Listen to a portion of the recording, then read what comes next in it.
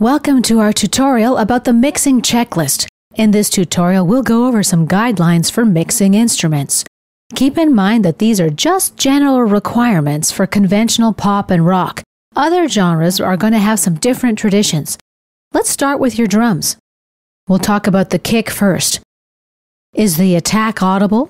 Does the body give you enough power? Or does it pop out of the mix too much, making your meters peak every time you hear it thud?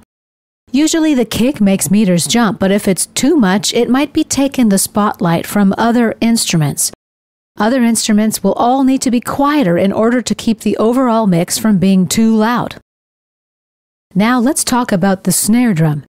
Does the snare provide enough of a backbeat and body to prevent it from sounding tinny, with enough top-end crack to balance the rest of the sound? If it or the reverb is too loud, it'll sound kinda 80s. Mixing the snare too loud is something that new music engineers tend to do. You need to be able to hear the snare, but set it just loud enough so that it doesn't step on your other sounds. Keep the snare limited to its function, keeping the beat. You need to hear it, but you don't need a metronome thudding through your song. Now we'll talk about the hi-hat. We gauge the hi-hat in terms of its brightness. Is it bright enough or too bright? Because its fundamental frequency is so high, it usually cuts through a mix even at a low level. So make sure your hi-hat's not too loud or you're going to end up cranking up your other faders, and before you know it, your whole mix will be too loud. Remember that the function of the hi-hat is to give your music a pulse. The toms. They should be assertive, but when they come in, they shouldn't blow away the other sounds. The crash cymbal. Crashes only need to be somewhat audible to be effective. You don't want the crash blasting out of the mix or they'll obliterate everything else. The ride cymbal. The ride is similar to the hi-hat, and you need to make sure it's just bright enough and audible. The ride's got a lower frequency than the hi-hat, but all you want to hear is its ping. If you hear the lower stuff, it's probably too loud. Or it could have been mic'd too straight. Now let's talk about some other instruments. The bass guitar. This should give you a solid foundation to your work, so it doesn't sound thin or top-heavy. You should be able to hear the individual note pitches. If they're indistinguishable, you might need to bring up the low mids and dampen your lows a little bit. You should also be able to distinguish the bass and the kick drum. The guitar. There's a few different types of guitar sounds and they function differently in your mix, so we'll talk about them one at a time. A clean electric guitar needs to be audible, bright, and crisp, but usually it's part of the background unless it's doing a solo.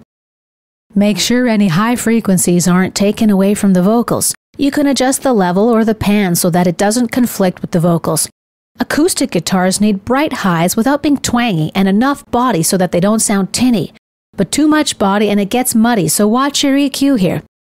Rhythm guitar is often pretty loud and aggressive. Make sure the bottom end isn't too wimpy and doesn't get muddied up with the bass and kick. Make sure the high frequencies aren't buzzy and annoying. If you want the rhythm guitar up front, make sure it's panned away from your vocals. Lead guitar should be at the same level as a vocal. The vocal should sound like it's handing off to the guitar, and then the guitar should hand back to the vocal. Moving on to keys. You want to hear the notes of keyboards and organs without their overpowering other instruments. They're important for the low mids and mids, so ensure they get enough airtime in those frequency bands, and make sure they're not muddy in the low half. Background vocals. These sound best in the background. High harmonies pop out more than low ones, so you might need to reduce these even more. They need to be crisp, but don't need too many low mids as long as they don't sound tinny. The lead vocals can fill in the lower ends of the frequency spectrum. A vocal gets its fullness with enough presence in the lower mid-range, so make sure your lead vocals take priority in that frequency band. Lead vocals. This is usually the most important part of your song. You need to be able to hear all the words. They should sound crisp without hissing or spitting. These are the high frequencies that you might have to adjust. There needs to be enough body so the sound is warm and not thin. Listen to the vocals at different volume levels on different systems. If you find text popping out 1 minute and then buried the next, your levels might fluctuate too much and they might be under-compressed. Try running the vocal track through a compressor at a low ratio like 2:1. Take your time mixing the lead vocal just because it's so important to your song. Give your ears a break for a few days and come back later to listen again. And this concludes our mixing checklist tutorial.